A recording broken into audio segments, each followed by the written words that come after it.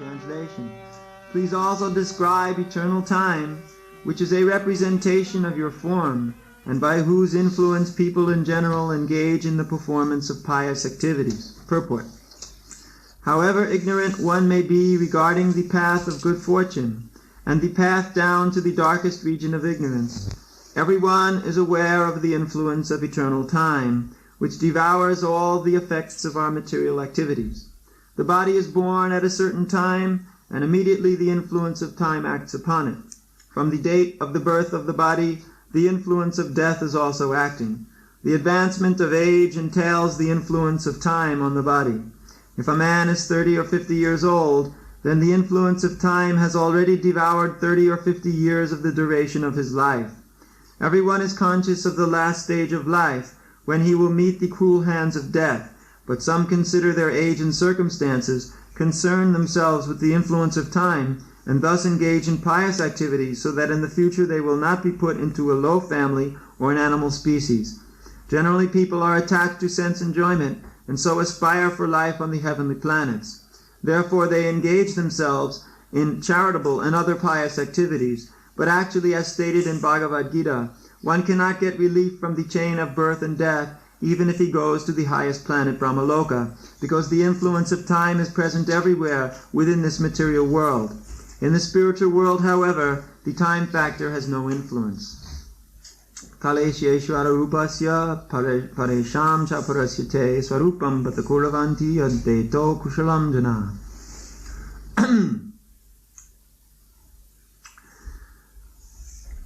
So, time is Ishwara Rupasya,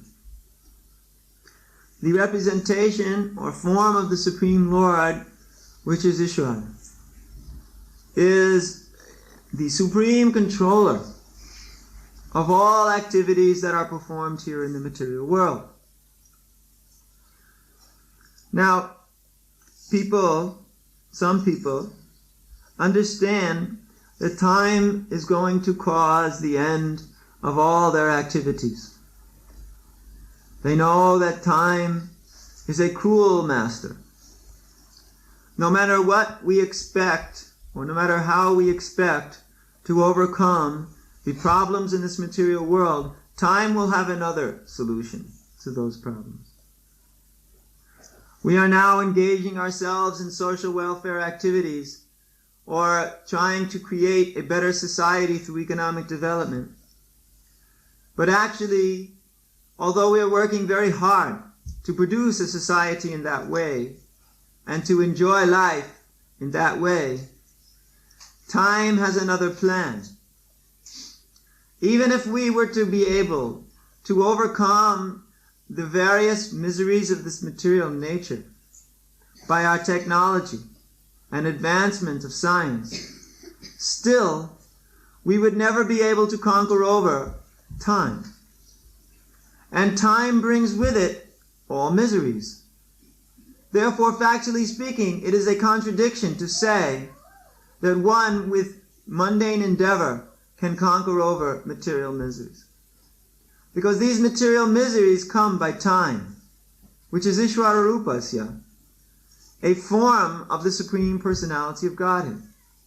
Now, time gains meaning because of temporality here in this material world. Time has meaning to us in this world because there is a beginning to all of our activities and an end as well. Therefore, because there is a beginning and an end, time has meaning. Because we fear that end, or we are anticipating that end, and therefore that expectation is making us painfully aware of time. So, everything must come to an end. Everything must come to a destruction. And everything must deteriorate, all due to the influence of time. So what is the question? There is absolutely no question of making a solution to material problems by a material means. It's ridiculous. It's a contradiction. Because there will always be a destruction by time. Someone will say that then he will create an ever-increasing system a rejuvenation of the ingredients of society. That may be very good for some materialistic society to continue in its materialistic way, but that doesn't do any good for you or me. Sometimes people make big solutions of their societies, but the common people, they don't reap the results of these solutions. For an example, in America, there are millions of examples, but in America, they have produced wonderful medicine and wonderful technology. They are advertising like anything, fantastic techniques to do this and that. But you or I, we never see those fancy techniques if we have the disease, unless we happen to be extraordinarily rich and very powerful. Otherwise, these techniques are very expensive and they're very rare.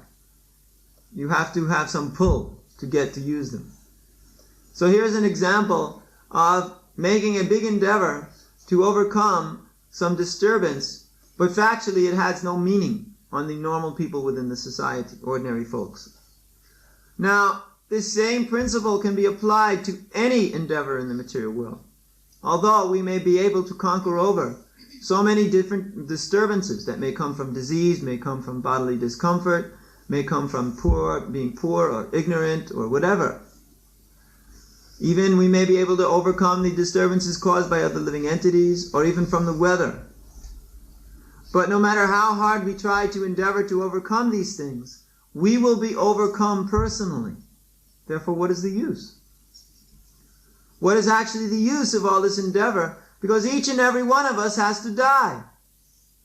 And each and every one of us has to grow old and get diseased. Actually, when you think about it, it is a contradiction, and it is funny why people are endeavoring like mad to make a solution to a solutionless problem. Here we have the understanding now of illusion. Illusion tells us that if we just get a family and produce children, then these children will be an extension of our very selves. And this extension, we will live on through this extension of ourselves. In other words, the father is living on through the sons, and he will continue his life by the enjoyment of his family. And although he may die and pass away, he feels secure that the family tradition and heritage will be carried on by the children. This is illusion. He personally gets no benefit whatsoever after death. In fact, he may be a cockroach in his own house. But illusion is telling him that I will live on through my family generations. In this way, he is thinking, therefore, let me make a permanent solution to the material miseries of life for the benefit of the human society, and then my family will reap the benefit. And then his family has a family, and they are thinking, let my family reap the benefit. And in this way, we are working not for any personal goal, but extended personal goals. This material maya or illusion is so arranged that either we are personally acting for our own sense gratification, or we are acting for extended sense gratification. When we act personally for our personal sense gratification, that is very limited and temporary, and we all know it. Everybody knows the cruel hands of death are coming, and old age and disease are coming, and are going to cause us a big problem, and there's nothing we can do about it. Now, there are two things we can do. Actually, there are three things.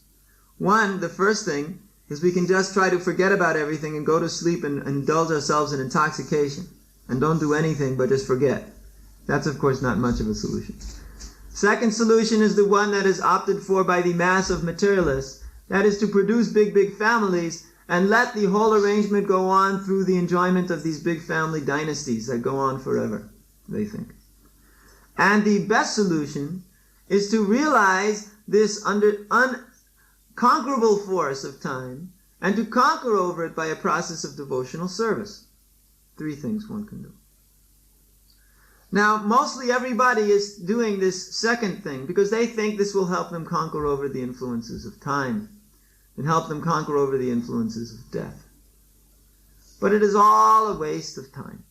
Just simply a waste. Because no matter what we try to do, no matter how we try to avoid the cruel influence of time, it will come and finish us all off one after another.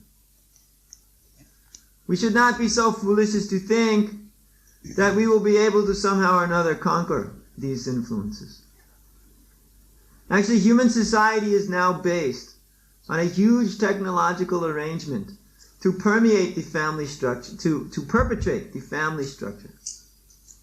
That's why there's a huge defense arrangement made.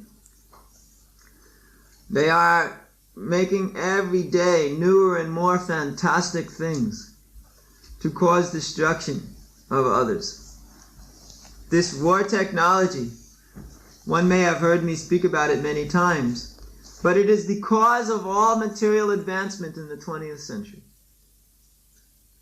Anything that has been made in this dazzling 20th century has been made because of the need to produce weapons. If you start from the early 1900s, the airplane and automobile were developed and expanded as part of World War I effort. Before, it was just some toy, which nobody took very seriously. But then it dawned on them that you can carry bombs in this here toy. And you can drop things on others, which blow up. In this way, you have a big advantage over everybody else on the war field. And if instead of depending on horses and other things which you got to feed and take care of, and let's jump in a car and put a little steel plate around it and put a gun on top of it. They found these things very handy in war. So World War I was just these little things. Submarines were just little boats that you just putter around in. And you go here and there secretly. Then, as the time was coming, everybody saw, actually, this weaponry can be used to take over large portions of population. And Hitler and all of his nice German scientists, Germans are very industrious, started producing wonderful weapons that no one ever saw before, fantastic things. And the West, other parts, they saw, he's getting into all of this thing, better we get into it too. And everybody started producing a lot of tanks, a lot of this, a lot of that. Radar, advancing radio, because it all had military usage. Even the roads you drive on are there because of military usage, factually speaking. Even in a country like America, where I never knew this until somebody informed me how the strategic importance of each and every one of those roads, and how each and every one of those federal roads was built just to transport troops and equipment to airports. I had no idea of this. Being innocent, of course, we all are. We don't see how these roads are being wonderfully built just to do nasty things. Just like you drive through Russia, and there's a road that goes from Moscow through Minsk, through Brest, through Poland, through DDR. Really fantastic road. Now they're making it very big. They're making it very wide. You know, in DDR they also have very wide roads on that autobahn, and all of a sudden these wide roads turn into airstrips. There's nothing in the middle, and you can put airplanes down there. And in this big one road, you wonder why there's one big road going straight through like that. Straight to Germany, as a matter of fact. And the tourists, they may think, oh, they're making a very nice road for the tourists to come. But anybody with half a brain knows this very nice road is being made so they can put everything right on that road and aim it straight at good old Dagestan.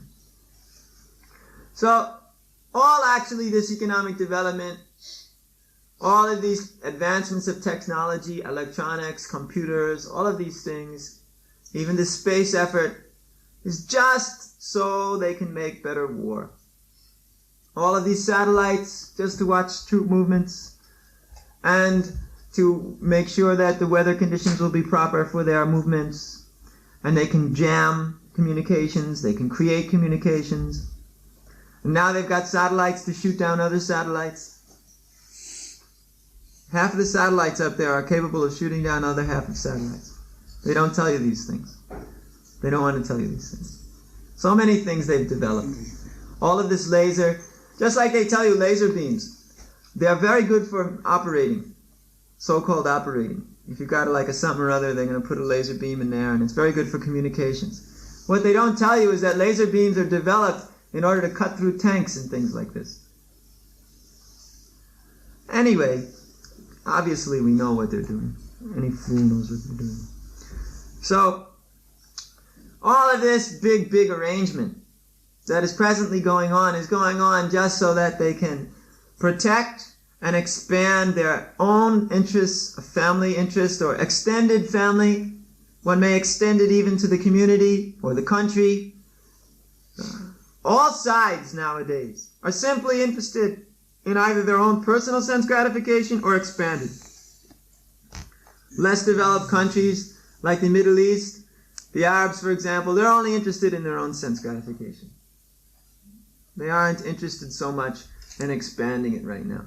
But the more developed countries who have got sense gratification, they're only interested in expanding it more and more. Cloaked in different terms. External, and it's just about this extended family.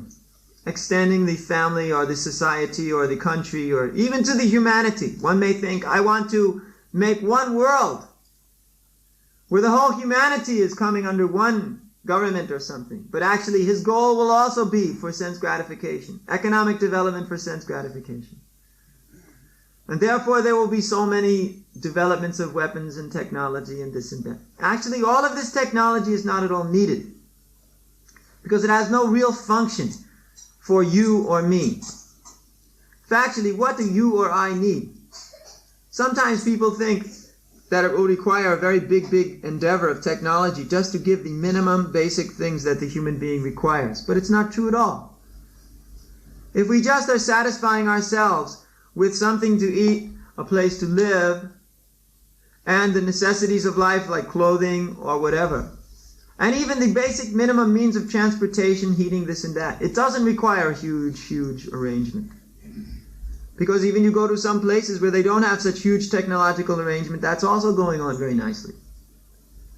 People here in Sweden, they used to live very nicely, even though it's always been as cold as it's been now. Just like our little house over there in the corner there where Vagabond's office is. That used to be a little house. It had a very nice stove in it. Plenty of trees. You go down and chop down one of these useless trees. Stick it in the oven. It makes a lot of heat. And you live very nicely. Of course, who would live up here if they had any intelligence? If you had any intelligence, you go down where it's warm. You grow some nice things. But up here, they grow grapes and they make wine and they're constantly drunk. So they get very hot and they go out and kill a moose. So anyway, even if you want to live like that, you don't require a whole bunch of technology. This whole huge arrangement of technology is just to make more, produce, consume. And in this way, the whole society becomes completely berserk. Lost all understanding and all direction. Where to go, how to go, what to do. Because people have become completely bewildered. And leaders of society who are pushing their own fame, profit, and distinction, their own position, are telling everybody that if we develop like this, then your sense gratification will increase. I just read a scientific survey that they found that people's responses to whether or not they were happy or satisfied, amongst the poor people, they would say no. And up to the basic middle class people, they would say yes. And from that point on, it did not increase. No matter how rich the person was, his level of response did not increase. Because above a certain point, all of this is worthless. It does not increase the actual human standard of life and need of happiness. So people, it is proven by scientific investigation that once you've got the minimum basic requirements of life, you're satisfied. And more than that, you cannot be more satisfied. People think if I get more money that I'll have more sense gratification. But that is not more satisfying. That is not giving one more happiness. From that point on, at which one's needs are satisfied, He requires something of a higher nature in order to come to some satisfaction. And sometimes they try to become great art connoisseurs or great philosophers or whatever they may try to be to get that higher human nature developed and human intelligence developed, but they're also frustrated. They even try to develop such far-out philosophies, trying to find some way to conquer over the miseries of the material nature, but they're also completely frustrated. They never actually gain any more satisfaction or more happiness. It's a level, it's fixed. You can't go beyond that level as long as you are maintaining material conceptions of life. Even a man who's thinking he's just going to have sex life day and night, actually he becomes impotent. He can't enjoy the sex life day and night. He becomes useless. He becomes frustrated also, because it's not giving him satisfaction and he's losing everything just for the sake of this sex life day and night.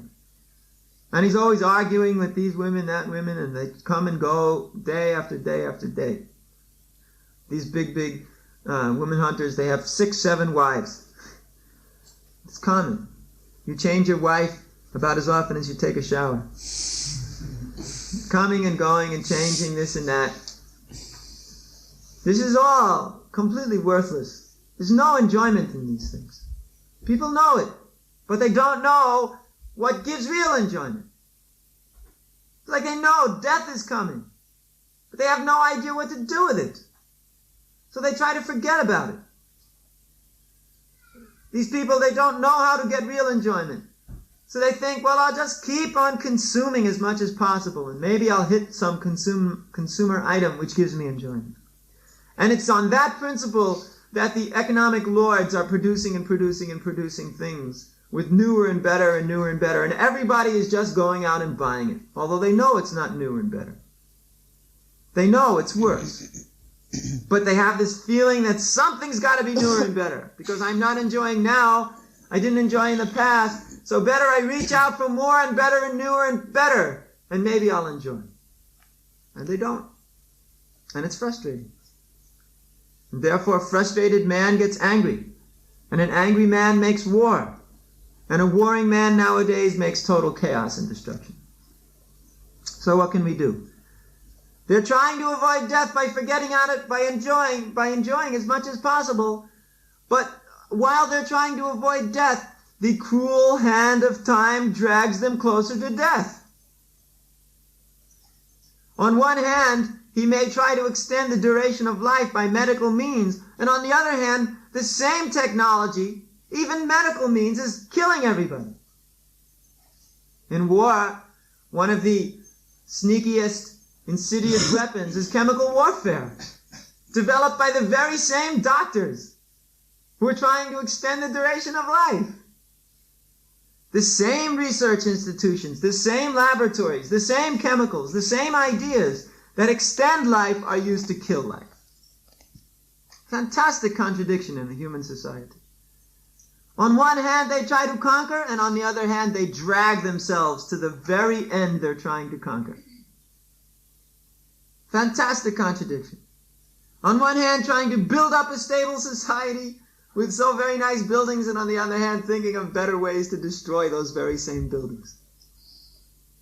On one hand, trying to create a very nice human body, free from disease, and on the other hand, fully capable of giving it every kind of conceivable disease at a moment's notice. This is the human being, filled with dualities, because he has no brain, no intelligence. Because there's no intelligence guiding this human society. None.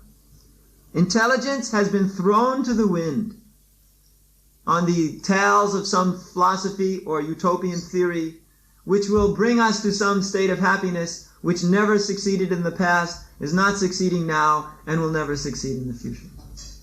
Therefore, there must be a Brahminical culture. There must be Brahmins who are ruling the society. Ruling means they are giving the direction and goal to the society. Vaishnavas, who are giving the actual direction to the human society. So all of this huge, massive waste of energy will stop. How much energy we are wasting to maintain this society is unbelievable. Unbelievable, the amount of energy wasted every day. You can't imagine it. Billions of barrels of oil finished. Day by day, wiping out more and more and making it simply pollution. And all of that energy is transformed into pollution. At first, we are killing ourselves in such a nice stranglehold. We are taking everything out of the earth, which is causing huge crevices in the earth, which are causing different disturbances in the earth's surface, in the crust of the earth, making earthquakes, making disturbances that are going on. It's a fact, geological fact. You're sucking so much out, there's got to be something to replace it, and that's going to cause a chain reaction here, there, and everywhere. And then transplanting all of that energy to some other place, and it's making pollution in various forms, which kills people by its very filthiness. We went to Tokyo once, stayed there for 12 days, got sick as a dog. People in Tokyo have to walk around with gas masks on. If you have any little bit of a disease, if you don't have the gas mask on, this oxygen mask, then you become completely sick. You'll see so many people wearing this white mask. And so many people just faint all of a sudden. This is a very big thing in Tokyo. It's so polluted, you cannot imagine. In Sao Paulo, Brazil, I stayed there 3 days. Became sick as a dog. It's so polluted. In fact, the president of Brazil said, "Yes, industry, come, there's no conservationists here. We have plenty of air to pollute. Bring your industry, pollute the air." In this way, we find wastage creating destruction in so many ways. There's a chain, it's a cycle, it's a huge chain the human society has wrapped itself up in to destroy itself. Because the human society loves to destroy itself because it knows that's actually the only thing that it can ultimately do is die. The only real accomplishment of life is to live to die. Therefore, they have no problems in creating a whole network net to kill themselves. This is not unusual. It is also found in the animal species, some animal species, like the worm, the caterpillar, the silkworm. It puts itself inside a nice nest. It makes the silk and it goes around like this. It weaves, it weaves, it weaves, it weaves. It works very hard weaving. And then when it's finished weaving its whole nest up and it finishes the last piece at top, it realizes, wait a minute. Looks down, looks up. I'm inside. I'm finished. And then the silk man comes and takes away all these things. That's it, finished. Just see. He rascaled them. This natural occurrence is occurring everywhere. The human society is filled with rascals who are simply just creating their own destruction. Because they have no Brahminical culture, they are not following any Brahminical ideals, they are not following any Vaishnava ideals, they are not trying to worship the Supreme Personality of Godhead. They've given this all up for some foolish material conceptions of life, and therefore everything is a failure. And it will continue to be a failure, and it will grow worse and worse and worse, day by day, until one day you wake up and everything's in flames.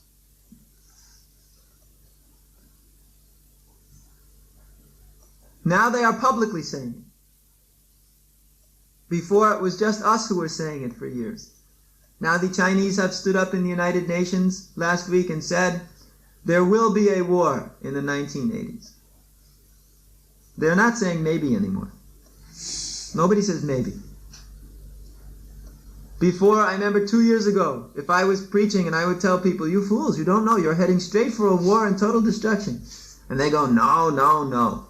Nowadays you say it, everybody goes, yes, yes, yes. Slow to wake up, but beginning to understand. And nothing they can do about it, because the cocoon is just about to be finished. And they think we've worked so hard to make this big cocoon.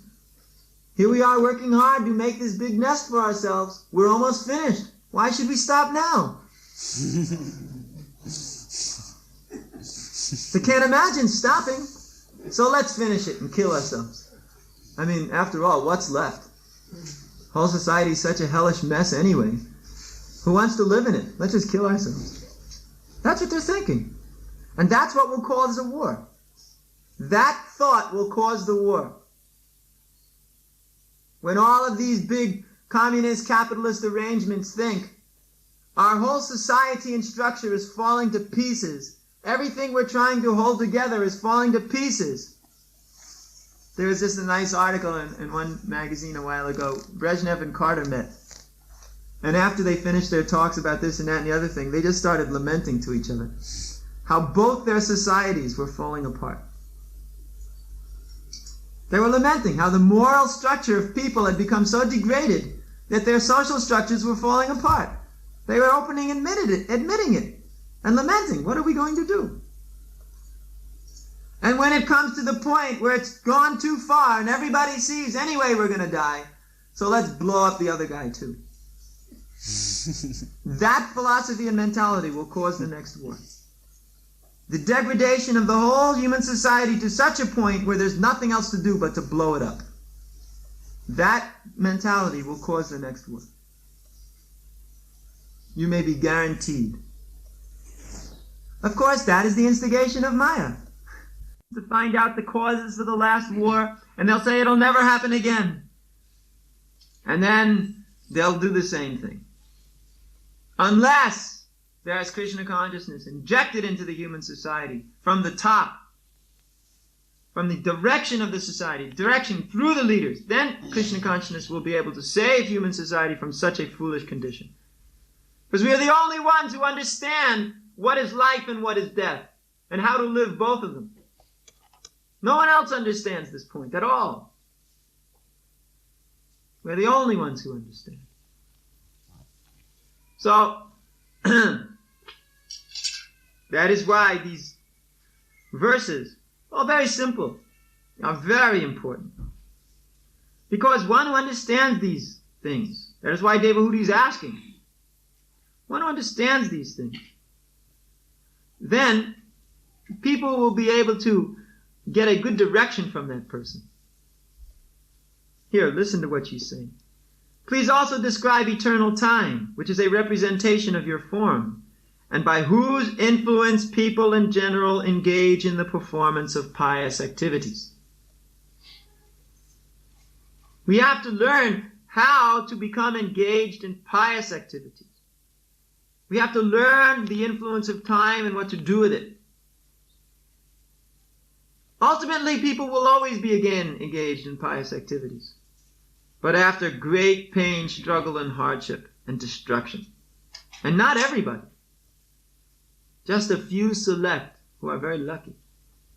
Whereas the mass of people are destroyed and go into various animal forms, or lower human forms, or plant forms, or whatever form they will degrade to.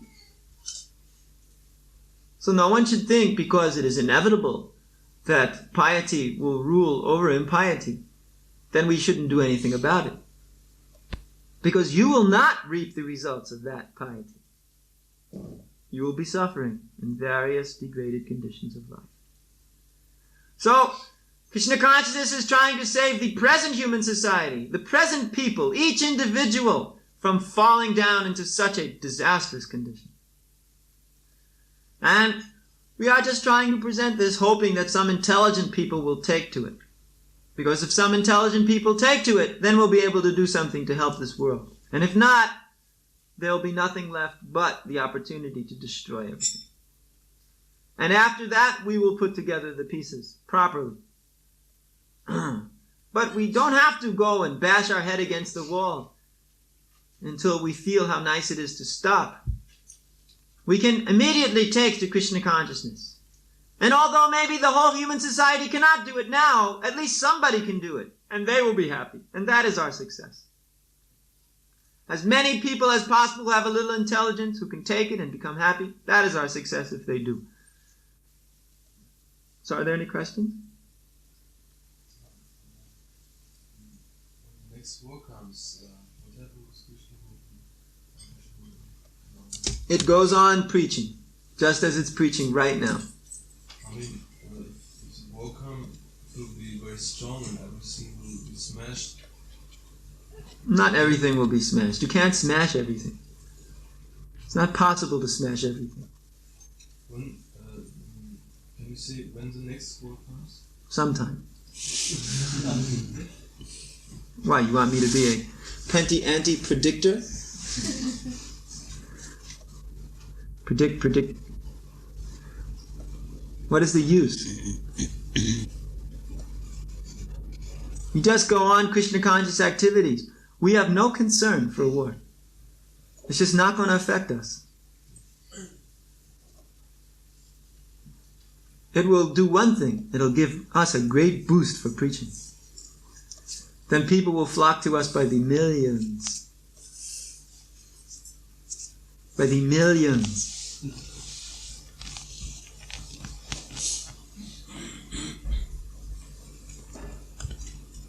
You can also hear of wars in Vedic times when there was particularly pious. Yeah. Wars in Vedic times when people would lost the piety. You don't hear about wars in the Satya Yuga. You only hear about wars when man started losing his piety and greed set in.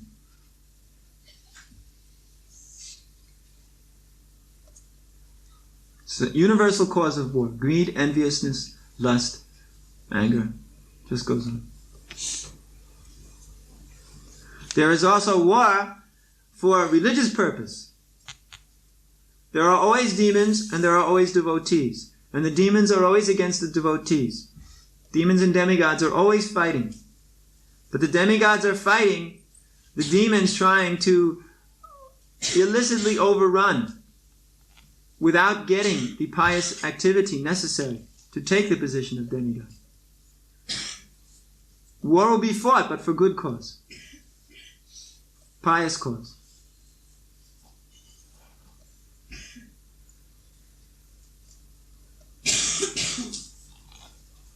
This material body is a reflection of spiritual life. It is time and spiritual. Time is eternal, but you don't notice it. Time is Krishna. Time is simply the presence of Krishna. It acts here in the material world because there's beginning and end. That comes by time. In the spiritual world there's no beginning, no end. So there's just the presence of Krishna in his pure form. It's ever existing present.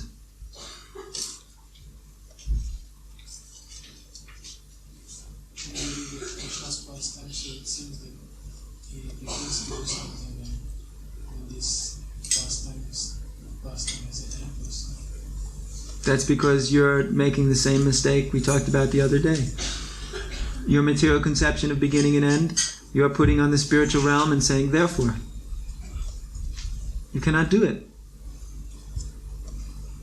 Anyone with any realization immediately knows there's no beginning, no end to anything. Krishna's pastimes are therefore called eternal. They're beginningless.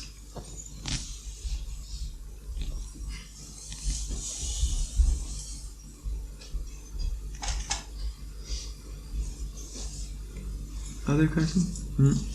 How can people still believe that by arranging the social structure that will make them happy individually? Because it's not a fact, it's so much proof. Make what? A social arrangement that will change their individual lives. By making a new social arrangement will change the lives of the individuals. Aha, that's a very good point. Actually, people are very foolish to think like that. Because the individual's lot within every society doesn't change by different social arrangement. It's more or less the same.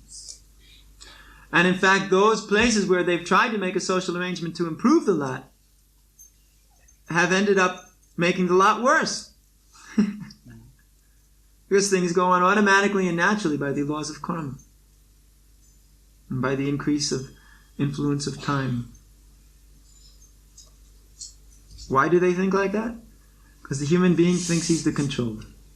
Simple fact. If I just control in this way, that way, this way, then there'll be success. And there never is success. There's always failure. Because you ultimately are dying anyway.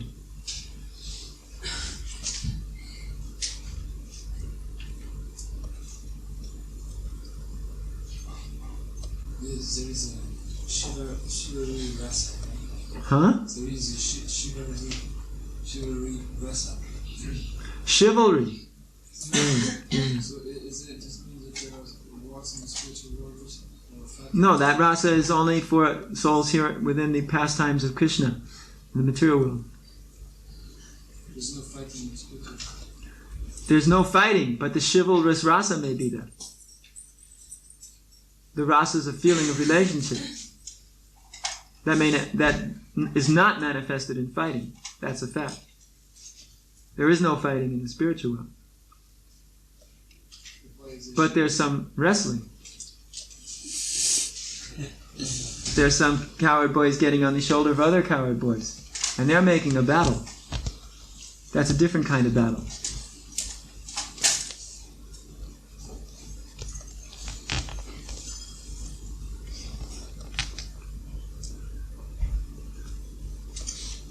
I noticed that every day on Sankirtan, there is after lunch for some hour, very few kids, and they are very demanding. People are very demanding.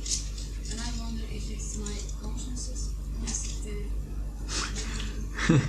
Actually, taking lunch sometimes puts too much in the stomach.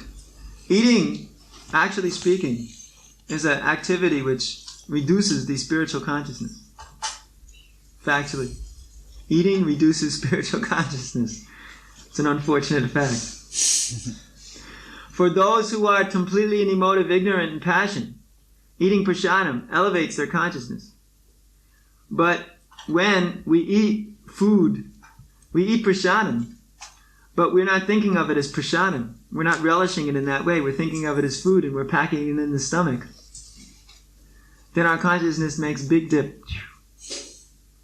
And therefore the potency of the activity is diminished for a while until we pick up our steam again.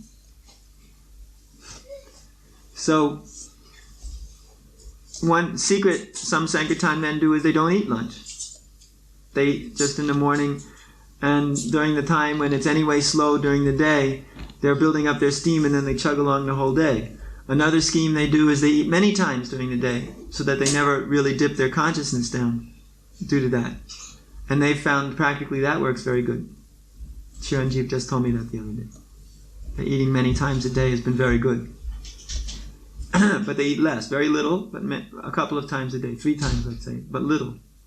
This way they never become influenced like that.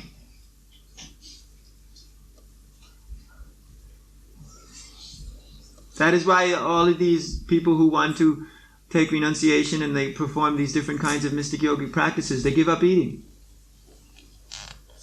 Because then that's very advantageous to give up all, but they give up breathing too. But because we are not on such levels, only by choice. If a devotee had no other process to perform but that, he would perform that. But because we're not on that level, because we're practically doing something else, we have a whole different program, then we eat. And we maintain this bodily strength and energy. But you have to learn how to do it in such a way that it doesn't destroy the enthusiasm. And also what you eat is important.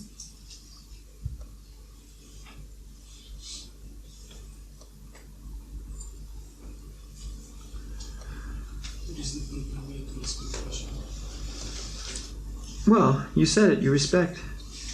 Take prasadam with respect. Not thinking just simply the tongue is interacting with the prasadam. If the consciousness is interacting, that's better. One should see prasadam that's been offered to Krishna is not different. Krishna has tasted this, you can taste that. Just like no devotee gets any taste from material food. Some materialist offers some food, it may even be very nicely cooked, but we don't appreciate it. Just like when we have to go out preaching in India, of course, when I would go with Srila Prabhupada, we sometimes would eat in the house of the Birlas, we'd sometimes eat in the house of the Mafatlals, we'd sometimes eat in the house of this rich man or that rich man. And they'd have the best cooks in India. because they were the richest people in India, they had the best cooks in India. So you would eat, and your tongue would realize that this is supposed to be very tasty, but there was just no enjoyment in it. It just didn't taste good, didn't attract. And then you'd go back to the nearest temple, and, love and devotion, prasadam would be offered to the deity and cooked. You would eat it like anything, because there's real taste there. I have one disciple in the East who cooks so good that every time I go, I just eat like a complete, uncontrolled madman. Now, materially speaking, you may say, it is not so good as somebody else. But there's so much love and devotion poured into that prasadam. It's just oozing with love and devotion. There's no way you can control yourself. It's that love and devotion which you're eating. And you know it. You're not even tasting so much the material quality. There is no material quality. You're just simply tasting the spiritual quality. That's a taste. That's a feeling. That's an emotion. That prasadam is a total experience. It looks wonderful. It smells wonderful. It tastes wonderful. It feels wonderful. Everything about it is wonderful. All the senses are engaged. That's spiritual life. There's a difference between that kind of prasadam and something somebody throws down on the plate in front of you. No matter how nicely it's cooked, you're just not attracted by it. And when somebody with love and devotion cooks simply and wonderfully, you cannot stop eating. And we know it too every time we go there. We say, no matter what they bring, whatever this girl brings up, we're finished. We're finished completely. We're just going to eat and eat and eat.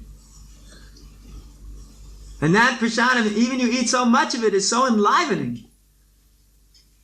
Whereas this other may be perfectly cooked, but afterwards you have big lead weight in your stomach. Practical. This is practical now. We're talking practically.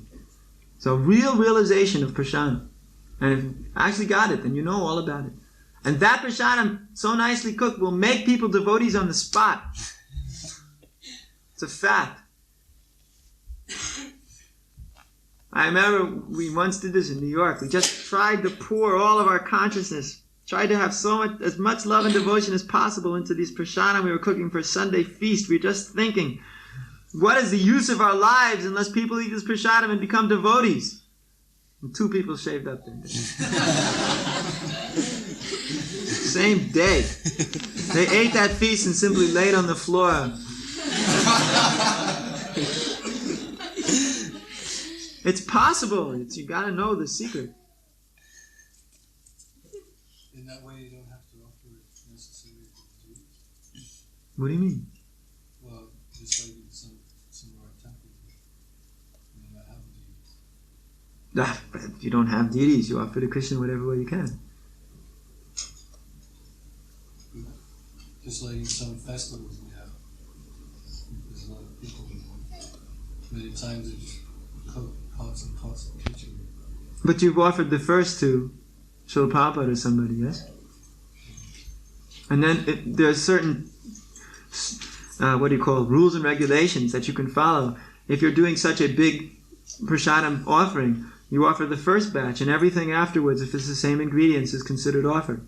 Just like Prabhupada gave us the way that restaurant prasadam is offered. You offered the first that you produce. And then the rest of the day, those preparations are offered. He gave certain rules and regulations which we follow in regards to prasadam. But when spiritual master is directly involved, then you offer to him, you are offering to Krishna. Because he's eating on behalf of Krishna. Directly. He doesn't have to make a little offering and a little altar, this and that. Because he is eating on behalf of Krishna. That offering is direct. And if spiritual master orders, you give prasad to somebody.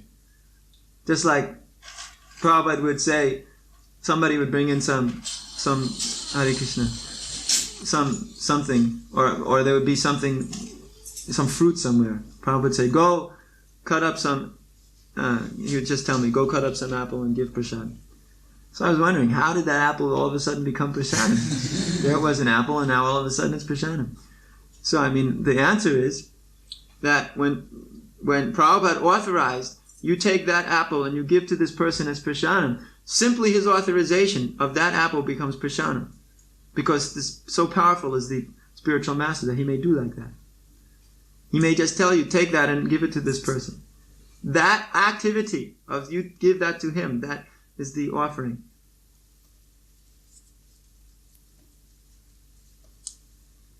There is some rice that I've used recently, which is not so good. And it's got something in it. It's strange. What? I don't know. You don't know? What then? What does it do? It tastes bad? No, it's just something strange. And You can see something strange in it? so I don't offer it Why don't you sift out to something strange? because it's the same size as the rice. The same size? Yeah. Wait, you just pick it out. It's the way they do in India, you know. And all the Madhajis sit together and they just pick out the... It comes from the top of the sack. I don't know actually whether it's just rice itself. It doesn't seem like it because it's very powdery when you crush it. It just turns into powder. Ah, these little tan kind of things, that stuff. Yeah, that comes from the rice that comes from the husk. And somehow or another when they're processing it, it comes out like that. That's okay. You just wash it and then it comes out. It's a little tiny little kind of like a tan thing that's kind of like a little swirl. Looks like a wood chip, but if you just curled it all up and it was real soft, that's okay, you just wash it. You can offer.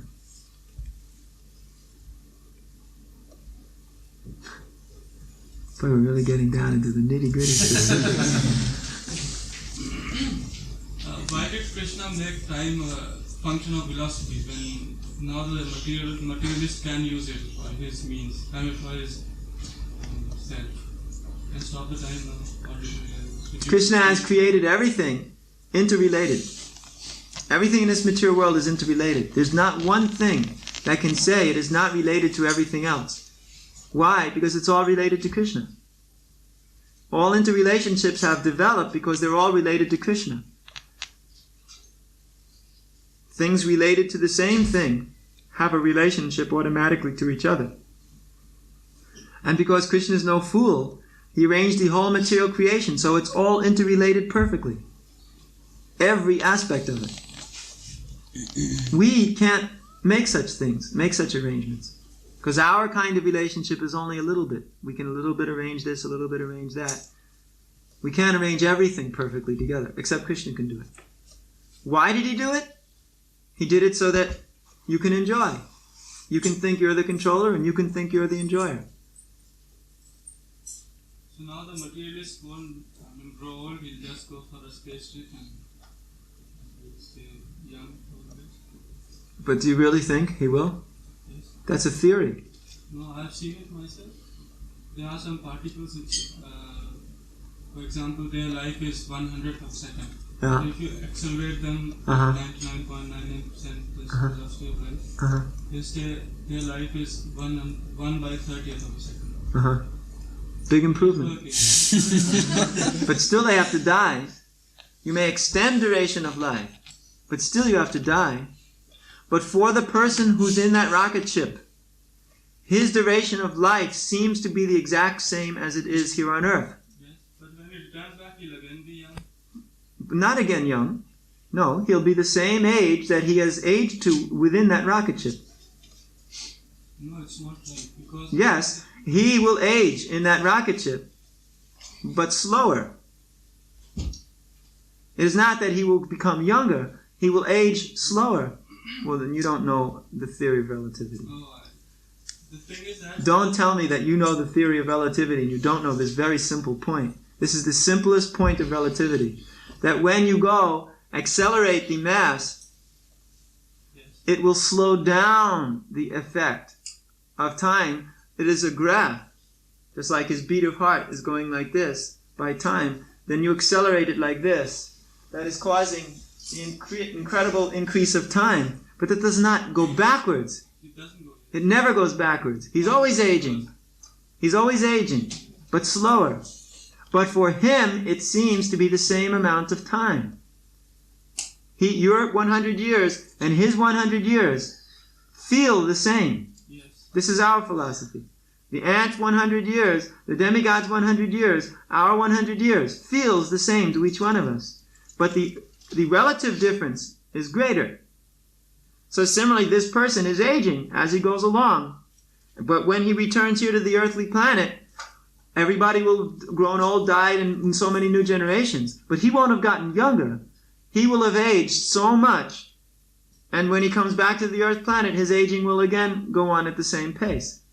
And he will again feel the same 100 years. So this is not an improvement. So suppose he moves with the velocity of light, then he won't age at all. I mean, If he moves at the velocity of light, he will turn into energy. No, he won't. That is the E equals mc squared. Yes, so everything which is moving has this effect, mass paradox, because there is an energy. This is all theory.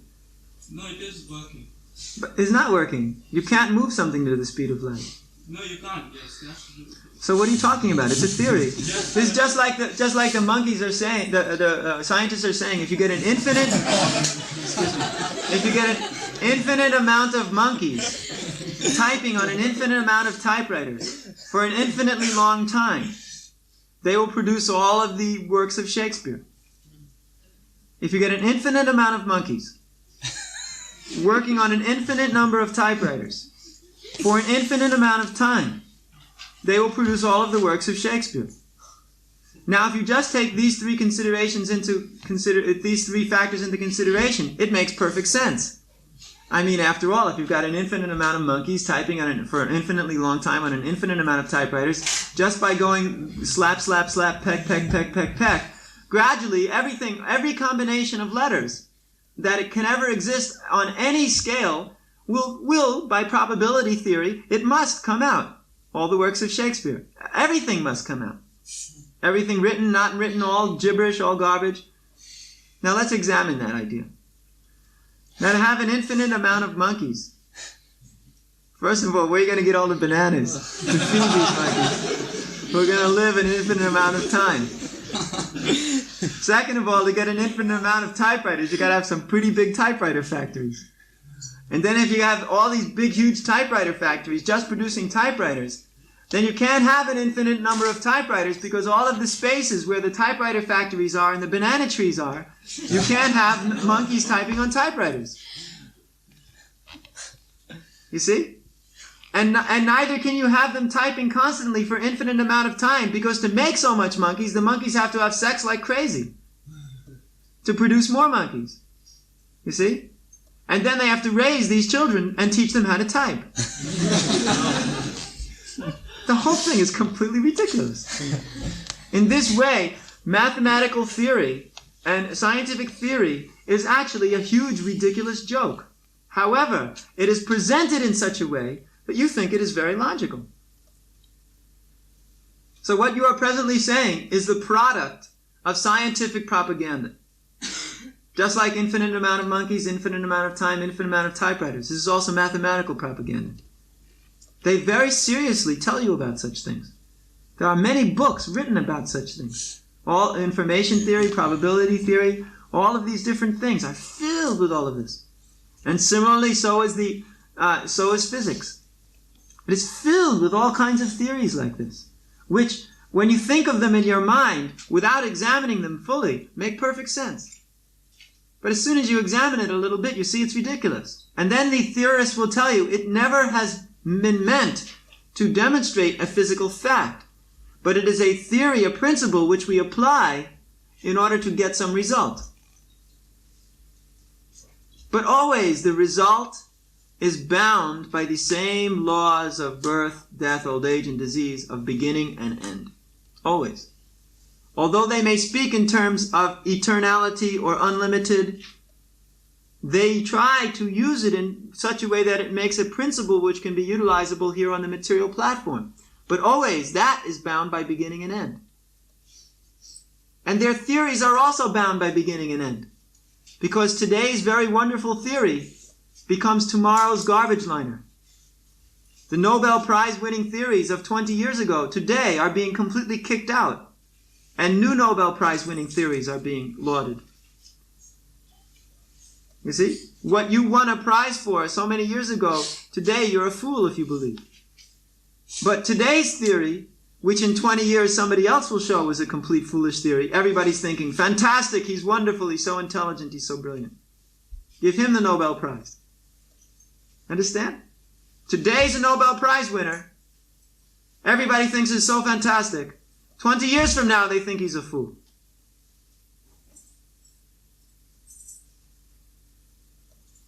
Understand?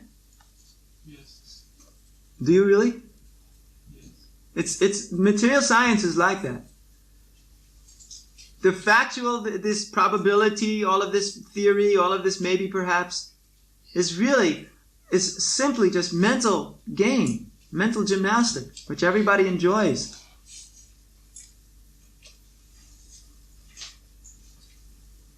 They write whole books on these things, like tesseract houses.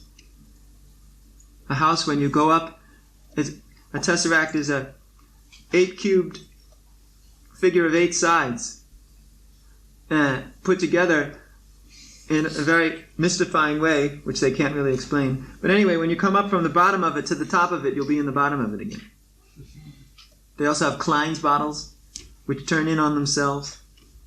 So the inside is the outside, and the outside is the inside. And you can never find any real surface to it. You find surface, but you can never find which way it is. They have Mobius strip also, you know these things? And you just take a piece of paper and you just turn it over once, and it's only one side. And in this way they enjoy it. It's all kinds of fantastic things, but they're just simply enjoyments. There's no real purpose to these things. No real practical purpose at all. And you or I, we're living in the exact same conditions, but we're having very nice mental games, and we enjoy it. And then we die. This is the problem. This is the problem, isn't it?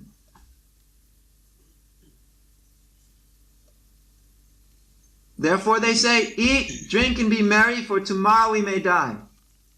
Sometimes they say, eat, drink, and theorize, for tomorrow we may die. Whatever combination you replace it with, war, drink, and theorize, tomorrow we may die. It's always the same. Live for today, for tomorrow we will die. This is the foolishness of the human society. They replace eat, drink, and be merry with all kinds of different factors, but always, tomorrow we will die. And they don't think, tomorrow I will die, and the day after that I become a dog.